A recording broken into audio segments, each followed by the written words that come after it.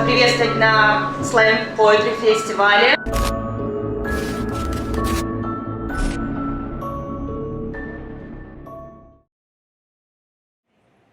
My dad died 2 weeks ago, and I search for a hawk.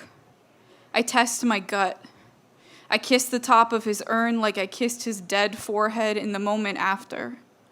The feeling of his skin under my lips, chalked with cooling sweat. I stand in the middle of a field and pretend to pray. I chicken out halfway to belief. I reach out my arms and pretend I can feel energy pulsing in the wheat stalks. I read my horoscope and go back to work. My sister and I listen to the voicemails he left us while we drive to the restaurant. We listen to the voicemails he left us. He left us. I hear him in the crackle and the static. I wait for assurance.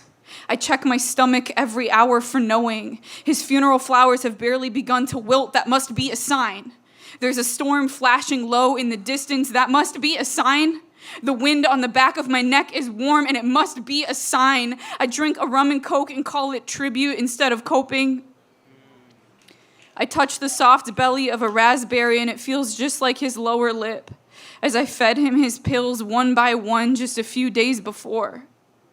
I pluck each berry, place them in my bucket, and they each become a new mouth, a gallon's worth of him dying again and again. I pick raspberries and smell the breeze and wait for a sign.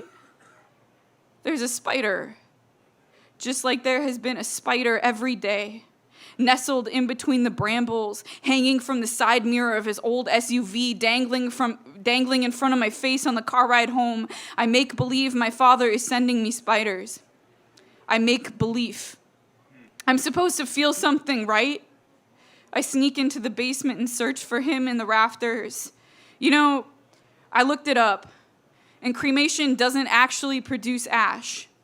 Instead, the skin and muscle burn away entirely, leaving just the weakened skeleton, which is thrown into a blender, crushed, and returned to you.